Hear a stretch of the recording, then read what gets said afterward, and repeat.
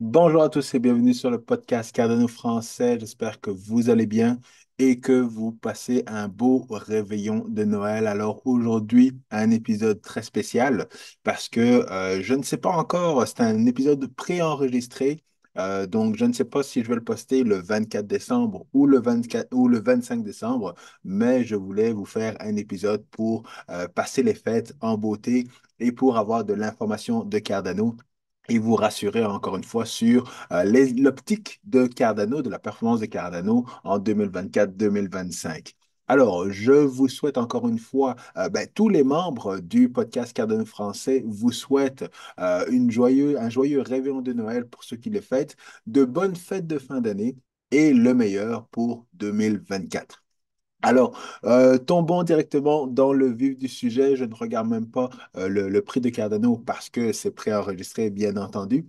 Mais dernièrement, donc pas vendredi dernier, je pense que c'était mercredi ou jeudi dernier, la communauté de Cardano était très frustrée par rapport justement à un rapport qui est sorti justement de Messari. Messari qui est une compagnie qui est très hypée dans le fond en tant qu'intelligence. Donc, ils font de l'analyse de différents écosystèmes crypto, Bitcoin, Ethereum et ainsi de suite. Et ils donnent des projections également, des orientations ou des tendances pour les prochaines années.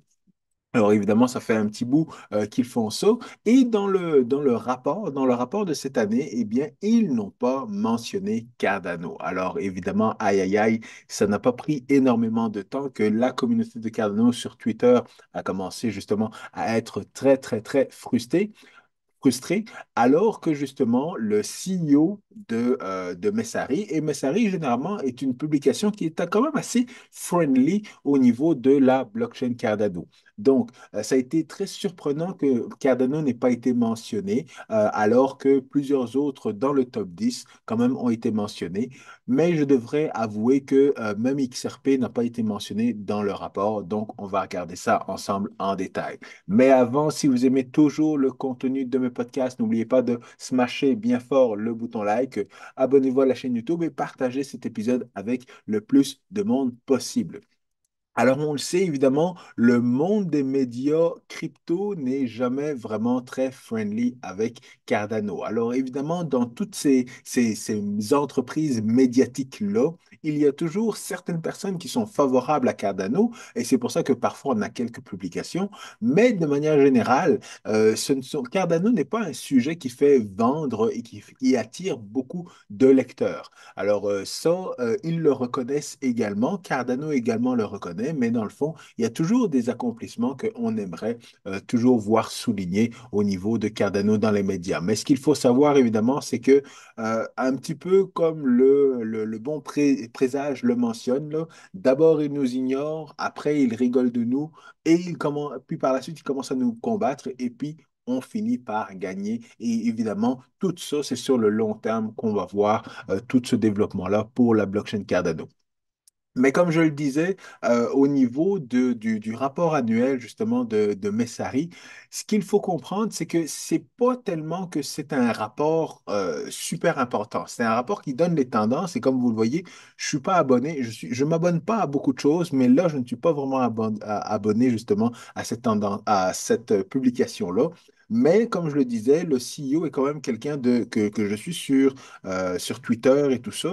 Donc, c'est quand même assez intéressant ce qu'il donne. Et ce qu'il faut savoir, c'est que c'est quand même une grosse publication parce que, une grosse compagnie, ce que je veux dire, et qu'ils ont beaucoup d'influence dans l'écosystème de la blockchain parce qu'ils ont également leur propre conférence. Alors, Mainnet, qui va avoir lieu justement en 2024, en septembre 2024. Alors, tu sais, c'est sûr que c'est assez loin. Parce que je me rappelle qu'ils ont justement invité Charles Skinson en 2022 et en 2023, ou juste en 2023. Il faudrait que je revérifie. Mais ils l'avaient invité, puis ils avaient parlé. Seulement, on voyait que l'attitude de Charles Skinson à cette conférence-là était un petit peu agressive par rapport au CEO. Alors que le CEO disait, ben, essayez d'expliquer que on peut pas parler de tout le monde et ainsi de suite. Charles était toujours là à dire que ben oui, vous nous mentionnez mentionnez pas, puis que je comprends pas pourquoi vous ne nous mentionnez pas les accomplissements et ainsi de suite et ainsi de suite, toute l'innovation qui se passe au niveau de Cardano. Mais encore une fois, il faut comprendre comment fonctionne la business. Et je viens d'apprendre, puis on va le voir dans certains tweets que j'ai fait sortir pour vous, que dans le fond, les publications qu'ils font, les rapports trimestriels, donc, les rapports trimestriels qu'ils font justement par rapport à Cardano, eh bien, il y a quelqu'un, IOHK ou la fondation, qui paye pour que la compagnie fasse ce genre de rapport-là. Donc, on voit que, encore une fois, il y a du pay to play dans cet écosystème-là. Mais en fait, comme je le disais, c'est quand même un gros joueur au niveau de l'industrie. Et donc, la communauté de Cardano ne comprend pas pourquoi justement Cardano n'a pas été mentionné justement dans cette publication. Alors, ce qu'il faut voir, encore une fois, comme je le disais, ils écrivent quand même au niveau de Cardano parce qu'il y a quand même certains joueurs, certains journalistes, justement, qui aiment la communauté de Cardano, qui aiment le projet Cardano et qui écrivent du contenu sur Cardano. Mais encore une fois, ils sont quand même très honnêtes et généralement, c'est pas biaisé. C'est pas comme Cointelegraph ou Coindesk qui vont sortir des articles punchline et ainsi de suite, là. Généralement, étant donné qu'ils suivent les différentes métriques, que ce soit en DeFi, TVL, le nombre de wallets sur la blockchain et ainsi de suite. Donc, ils suivent cette information-là et ils font leur comparaison par rapport aux autres blockchains. Mais en même temps, ils ne peuvent pas tout dire parce que même au niveau de la dernière conférence qu'il y a eu où Charles Hoskinson était là, eh bien, Charles Hoskinson a répondu à une question assez pas pointue, mais ça semblait être une attaque. Moi, je n'ai pas trouvé ça comme une attaque, mais dans le fond, le CEO de Messari demandait pourquoi justement Cardano n'a pas la traction des autres blockchains. Et Charles Hoskinson a répondu, ben, tu connais la réponse à cette question-là. C'est parce que nous ne payons pas justement pour avoir de la traction. Nous n'allons pas payer les développeurs, nous n'allons pas payer les projets, nous n'allons pas payer des journalistes pour avoir des publications et tout ça. On joue un fair game. Donc, voilà pourquoi l'attraction est beaucoup plus lente au niveau de Cardano. Et encore une fois, ben, on fait les choses de manière scientifique, de manière académique. Et dans le fond, même si on est plus lent, eh bien, il n'y a pas de piratage sur notre blockchain, il n'y a pas de rug pull, il n'y a pas de, ben, ou très peu, mais il n'y a pas ce genre de situation-là. Toutes les tourmentes qu'il y a au niveau des autres blockchains et des projets qui ont eu des ratés dans la dernière année, eh bien, tout ça, on n'a pas ça sur la blockchain Cardano. Mais encore une fois, ce qu'il faut savoir, c'est que ce n'est pas la seule publication qui ne parle pas de Cardano. On le sait, dans le fond, de Block, en 2023, n'avait pas sorti Cardano dans ses cryptos à surveiller pendant l'année 2023 dans son rapport. Mais parfois, de Block, quand même, font des articles sur Cardano. Donc, encore une fois, on ne comprend pas pourquoi tous ces médias-là, justement, ignorent Cardano, alors qu'à un moment donné, on pourrait se dire que, ben oui, Cardano, on va regarder l'innovation, puis on va faire ressortir l'innovation, même s'il y en a moins que dans les autres écosystèmes, même si ce n'est pas un écosystème qui est bouillant comme les autres, s'il y a des innovations, en tant que coin dans le top 10, ben c'est bien de le souligner. Mais encore une fois, il faut savoir que dans la business des médias, ben, il faut vendre, il faut accrocher les lecteurs et ainsi de suite. Et peut-être que Cardano n'est pas vraiment ce genre de sujet ou ce genre de crypto-là qui attire beaucoup la lecture des gens. Parce que si on regarde dans le fond, ça c'est le rapport de 2023 pour voir un petit peu le genre de contenu dont ils parlent dans leur publication. On voit que dans le fond, ils parlent des narratifs, les narratifs d'investissement. Alors c'est sûr que bear market, VC, macro et tout ça, buyout et bankruptcy, tout ça, c'est pas des sujets qui rentrent vraiment dans l'écosystème de Cardano ou dans le projet Cardano. Si on voit les trends en CeFi, ben, vous voyez, CeFi, encore une fois, ça touche pas vraiment Cardano. Si on regarde dans les 10 personnes à surveiller pour l'année prochaine, donc en 2023 ou 2022, il disait les 10 personnes à surveiller en 2023. Donc on voit CZ, ben, ils ont eu raison. Brian Armstrong, ils ont eu raison. Patrick McHenry, ils ont eu raison. Anatoly, Ils ont raison, mais c'est discutable un petit peu. Et on voit encore Barry Silver, Steny Kuleshov, je m'excuse d'avoir mal prononcé. Donc, différentes personnes à surveiller. Mais évidemment, Charles Hoskinson n'est pas là. Tout comme Vitalik n'est pas là non plus. Tout comme beaucoup d'autres CEO et founders ne sont pas là non plus. Donc, on peut laisser ça passer. Si on regarde les trends en tant que, au niveau de la crypto, là aussi, il y avait certains éléments dans lesquels ils auraient pu mentionner Cardano, selon moi, parce qu'ils font beaucoup de travail avec la SEC. Charles était passé justement au niveau des régulateurs américains, je ne sais plus dans quel domaine, mais il y a certaines choses où ils auraient pu justement mentionner peut-être Cardano dans ce cas-là. Au niveau des trends en crypto-monnaie, ben oui, ils auraient pu mentionner Cardano, encore une fois, Algo Stablecoin, privacy, puis tout ça. Mais à ce moment-là, Cardano était plus au niveau de la recherche, moi au niveau des applications en tant que telles. Au niveau des NFT, ben, l'écosystème de NFT de Cardano grossit quand même, fait que peut-être que dans ce sujet-là, bref, ce qu'on voit, c'est qu'il y a quand même pas mal de sujets, certains sujets où justement ils auraient pu mettre de l'avant l'écosystème de Cardano, comme là, ils mettent de l'avant évidemment Bitcoin, Ethereum, les gros joueurs et Solana également. Donc, quand on voit, ils ne vont pas spécifier des coins en particulier, ils ne vont pas spécifier des cryptos en particulier en disant investissez dans Solana ou investissez dans Litecoin ou dans Chainlink ou des choses comme ça. Ils parlent de sujets et encore une fois, dans ces sujets-là, ils vont pointer certains écosystèmes qui se démarquent dans ces différents sujets-là. Et évidemment, comme je le disais, un petit peu comme justement ça se passe, c'est actuellement ce qui se passe au niveau de Coinbase. Je vous en ai parlé dans ma dernière vidéo. Coinbase donne des différents thèmes et dans ces différents thèmes-là, la tokenisation, stablecoin, régulation et tout ça, eh bien, c'est là que dans le fond, certains projets vont ressortir et que à ce moment-là, on compte le nombre de fois que le projet est ressorti et ça donne une bonne indication de savoir est-ce qu'il faut investir ou pas dans ces projets-là. J'ai un tweet aussi qui a été mentionné, je ne l'ai pas affiché là, mais dans le fond, ce qu'il disait, c'était que le travail de Messari est très important parce que dans le fond, dans leur rapport, ils mentionnent les coins sur lesquels les VC vont dumper les différents coins sur la communauté. Donc, c'est un bon indicateur pour faire attention. Dans le fond, si vous investissez, sachez qu'il y a des gros portefeuilles qui ont payé pour probablement être dans la publication de Messari et sur lesquels ça va faire monter le prix du coin. Et après ça, les VC, gros investisseurs et tout ça, vont dumper leur coin. Donc, c'est un bon indicateur à surveiller. Voyons, on va voir si ça va être vrai en 2024.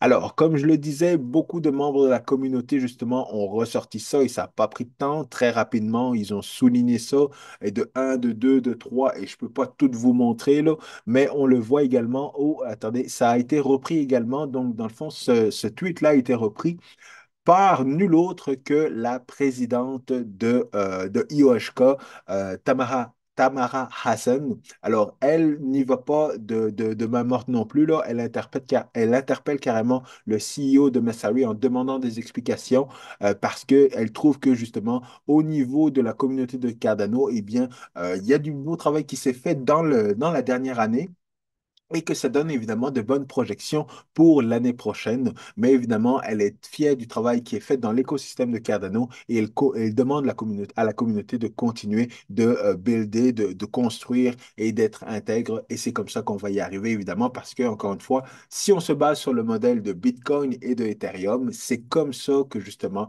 ces deux blockchains ont fonctionné et je ne vois pas personnellement pourquoi ça devrait être différent pour Cardano. Alors, évidemment, ayant cette vue-là ou ce contexte-là, eh bien, on peut se demander si il ne va pas y avoir un impact dans la prochaine année. Et personnellement, je ne pense pas, parce que comme je vous le répète depuis assez longtemps maintenant, il y a beaucoup de liquidités qui va arriver dans la prochaine année. Et c'est pour ça que je vous dis il va falloir être super focus, super concentré en 2024-2025. Parce que encore une fois, avec la quantité d'argent, de trillions de dollars qui va arriver, notamment avec ETF, avec la liquidité, avec beaucoup d'autres événements qui vont justement la baisse des taux d'intérêt et ainsi de suite, eh bien, juste un 20 millions de dollars investis en AIDA pourrait faire bouger le marché de Cardano de 3%. Et 20 millions, c'est pas grand-chose. 20 millions de dollars, une couple de personnes dans l'écosystème ont ce genre d'argent-là et ils peuvent commencer à mettre cette quantité d'argent-là justement dans Cardano, mais ça va faire bouger le prix. Donc, c'est pour ça que justement, il dit que pas beaucoup de liquidités et qu'actuellement, justement, un certain montant d'argent investi, notamment dans Binance, va faire bouger le prix de Cardano. Donc, tout ça, encore une fois, pour vous dire que le prix de Cardano peut monter énormément parce qu'il y a beaucoup de gens dont leur EDA sont stakés et que à ce moment-là, la liquidité qui reste en termes de coins sur le marché n'est pas grand. Donc, avec un petit peu d'argent, on peut faire monter le prix. Et c'est la même chose au niveau de Bitcoin. Beaucoup de Bitcoins sont dans les mains de hodlers, de OG qui veulent que le prix monte. Donc, lorsque la demande arrive et que l'offre n'est pas grande, eh bien à ce moment-là, le prix de l'actif monte en chute. Et si Bitcoin monte, toutes les autres cryptos vont monter également. Donc, ça, évidemment, c'est un élément à bien comprendre et à bien justement maîtriser dans la prochaine année. Et donc, s'ils avaient bien fait leur travail, peu importe la trend qu'ils ont documentée dans leur rapport, eh bien, ils auraient pu inclure justement des partenariats, comme le partenariat justement que la Fondation Cardano a développé avec Petrobras. Alors, Petrobras, c'est une compagnie quand même qui est dans le Fortune 500, donc une des 500 compagnies, les 500 plus grosses compagnies dans le monde. Alors, c'est une compagnie dans l'énergie et tout ça, et leur partenariat, dans un premier temps, c'est un partenariat d'éducation. Alors, on sait, lors du dernier Cardano Summit, eh bien, ils avaient parlé que justement, ils voulaient mettre de l'avant l'éducation, et c'est sûr qu'une compagnie comme ça n'investit pas ou n'est pas en partenariat avec une fondation ou un projet blockchain juste pour l'éducation. L'éducation, c'est juste la première étape, un petit peu comme ce qui a été fait justement en Éthiopie. D'abord, ils ont commencé à éduquer des développeurs sur place et par la suite, ils ont eu le contrat justement d'identité numérique pour les différents étudiants dans le pays et après ça, ils veulent monter ça justement au niveau de l'identité numérique, au niveau du pays en entier, mais évidemment, ça se fait en étapes.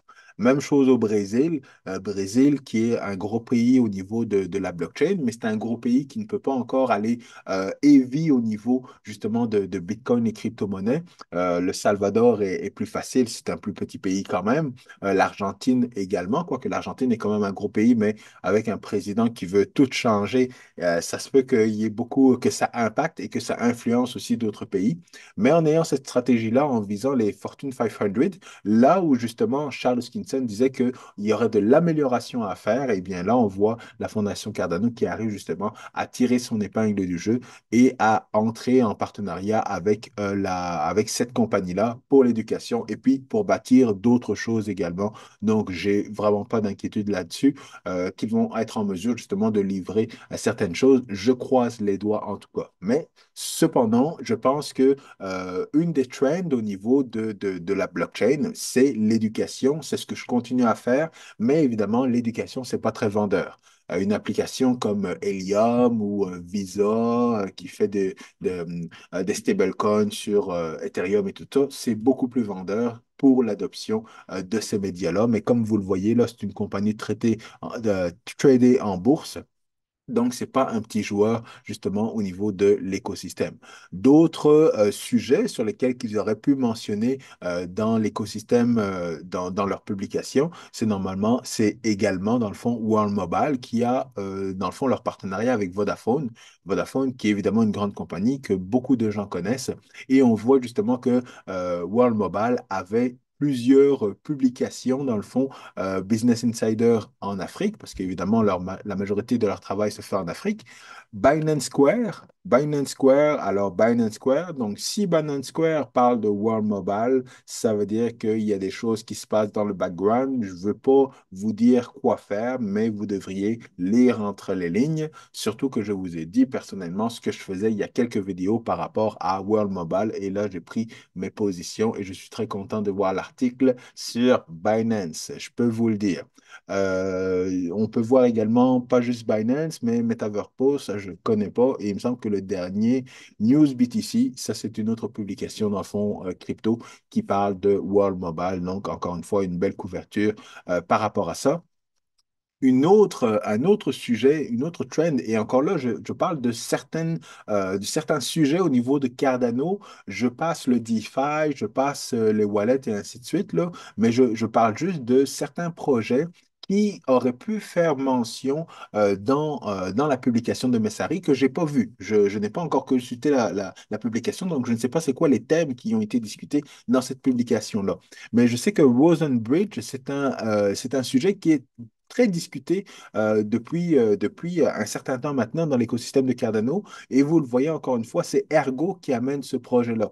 Alors, Rosenbridge, c'est justement c'est un outil qui va permettre, dans le fond, l'interopérabilité entre les différents blockchains. Donc, comme vous le voyez, là, pas besoin de passer par un contrat intelligent ou quoi que ce soit.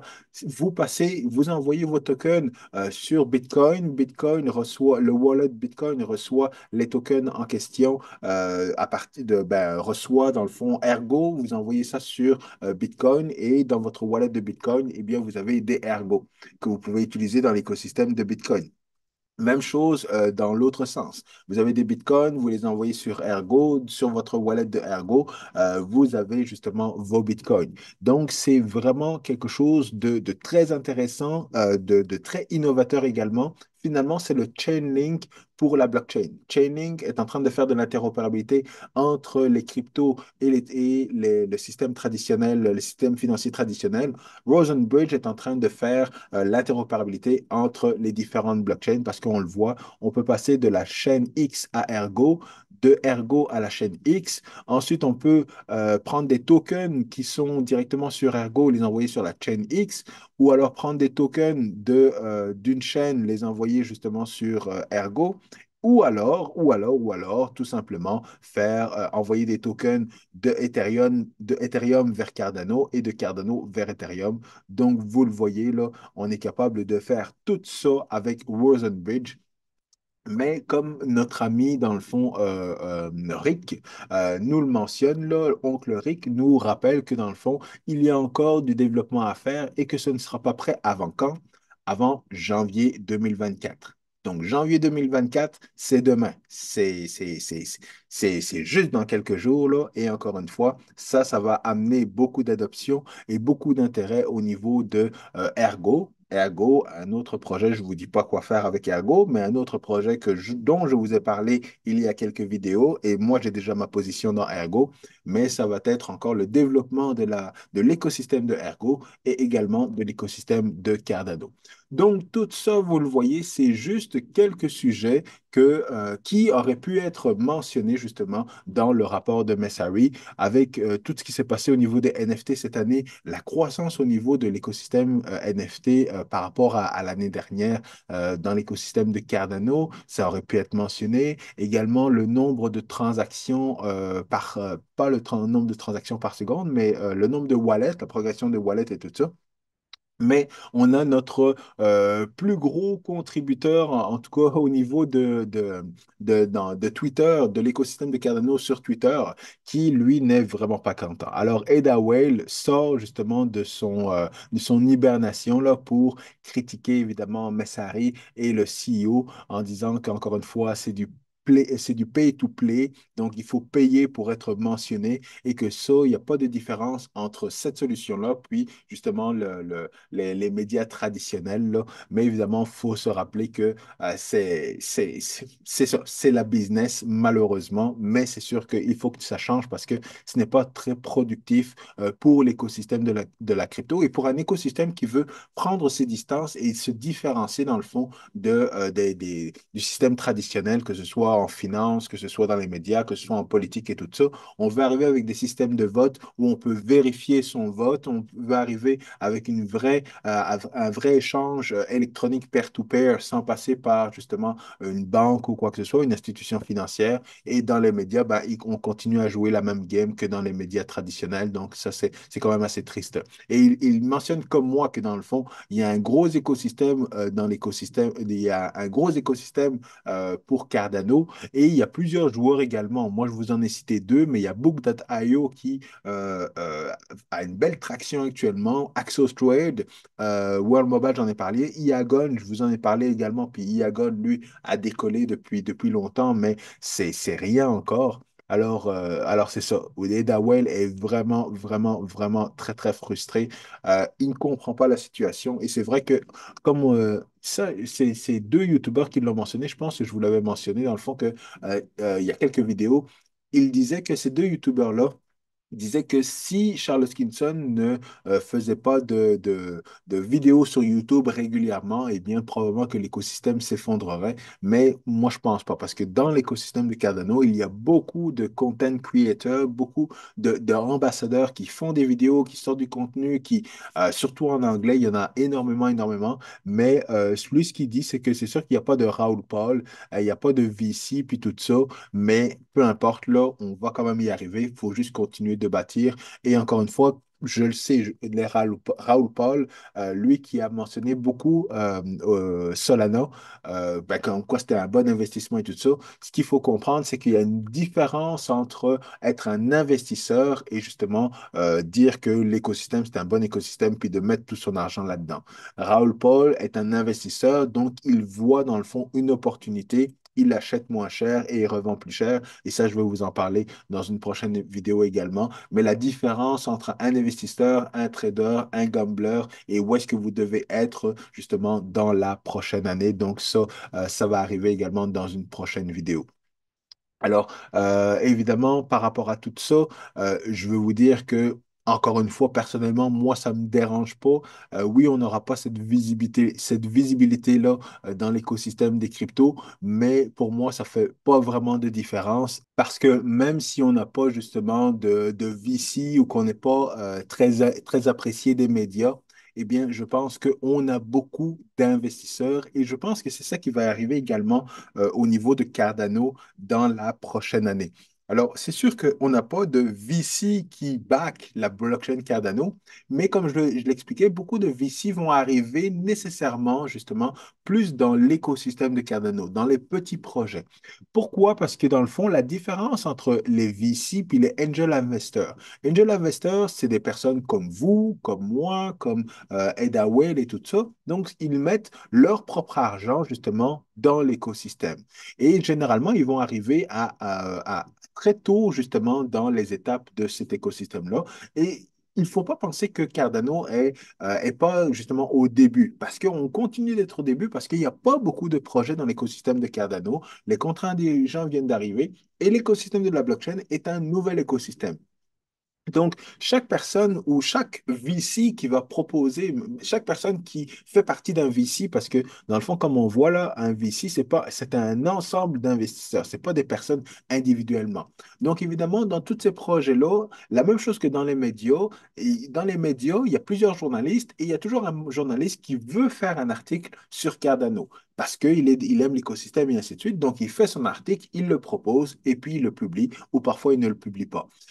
Et dans ce pool de personnes-là, dans le fond, dans ce pool de journalistes ou dans ce pool d'investisseurs, Cardano revient à chaque fois. Mais évidemment, toutes les autres disent, ben non, Cardano, il n'y a rien qui se passe, c'est pas bon pour la business et ainsi de suite. Fait que, regarde, on laisse tomber, on n'y va pas.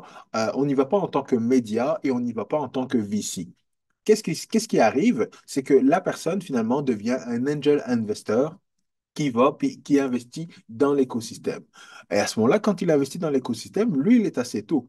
Donc, à ce moment, donc qu'est-ce qui arrive? C'est que les retours sur investissement pour lui sont beaucoup plus gros.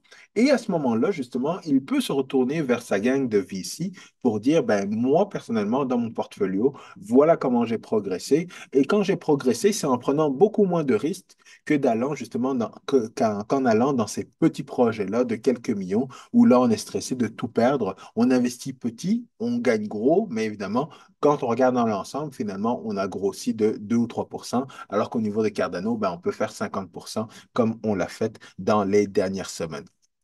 Donc, c'est un petit peu ça qui va arriver. Plusieurs angel investors individuels vont justement investir dans l'écosystème, voir que ça va grossir et ils vont justement réinvestir dans des plus petits projets de l'écosystème de Cardano parce qu'ils savent que justement, lorsqu'on fait les calculs et qu'on fait les comparaisons, eh bien, on n'est pas bête. Lorsqu'on va sur DeFi Lama, on se rend compte que justement, Cardano, en termes de TVL ou en termes justement de DeFi se trouve justement dans le top 10, même pas dans le top 10, dans le top 12. Ils sont 12e, alors que lorsqu'on regarde le nombre de projets ou de protocoles, ils en ont juste 32. 32, puis il se trouve justement numéro 12. Alors, lorsqu'on compare avec des gros écosystèmes, avec Optimism, Polygon, Avalanche, Solana, Arbitrum, BSB, tout ça, il y a plusieurs VC qui vont se dire, mais coudonc, qu'est-ce qui se passe au niveau de Cardano? Est-ce que c'est un nouveau projet? Est-ce qu'il y a quelque chose qui ne marche pas? Alors, qu'est-ce qu'ils vont faire? Ils vont aller sur CoinMarketCap. Puis ils vont aller sur CoinMarketCap, ils vont voir Cardano dans le top 10. Mais écoute donc, Cardano dans le top 10, et puis ils vont regarder, ça fait 2 ans, 3 ans, 4 ans, 5 ans, 7 ans, ça fait 2 cycles qui sont dans le top 10, dans le top 15. Et pourtant, le TVL, ils sont 12e dans le TVL. Et lorsque je regarde encore une fois sur DeFi Lama, il y a juste 32 projets. Fait que là, je vais me dire, ben, il y a beaucoup plus de gains si jamais je suis capable de participer puis de financer quelques projets au niveau de Cardano. En doublant mon nombre de projets, je suis encore plus petit que toutes les autres, mais mon TVL va faire x2, x3. Ben, à ce moment-là, il faut que j'investisse. Et c'est comme ça, justement, que l'écosystème de Cardano va attirer beaucoup plus de VC et que le prix des DA va augmenter. Parce qu'encore une fois, il y a, comme l'a dit Charles Hoskinson au départ, là, c'est mieux d'avoir 30 projets sans piratage, sans problème, qui ramènent beaucoup d'argent dans l'écosystème, que d'avoir une centaine, 200 ou 300 projets, et puis que dans le fond, dans ces 300 projets-là, eh bien, il y a du piratage, il y a des bridges qui se font voler de l'argent, il y a des rug pools et tout ça, et que l'écosystème est là à se demander est-ce que je dois investir ou pas investir.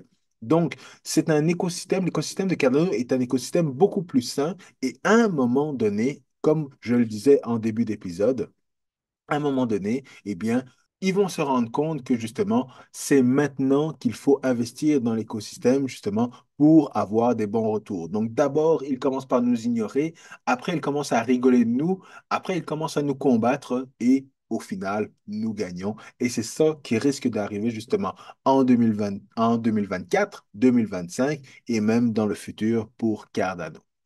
Alors voilà, je termine là-dessus. J'espère que vous avez apprécié l'émission et je vous souhaite encore une fois un joyeux Noël, de bonnes fêtes de fin d'année. Soyez sereins, soyez calmes, profitez-en pour rester focus justement en 2024. Ça va être des grosses années. Je vous retrouve très bientôt. À la prochaine. Peace.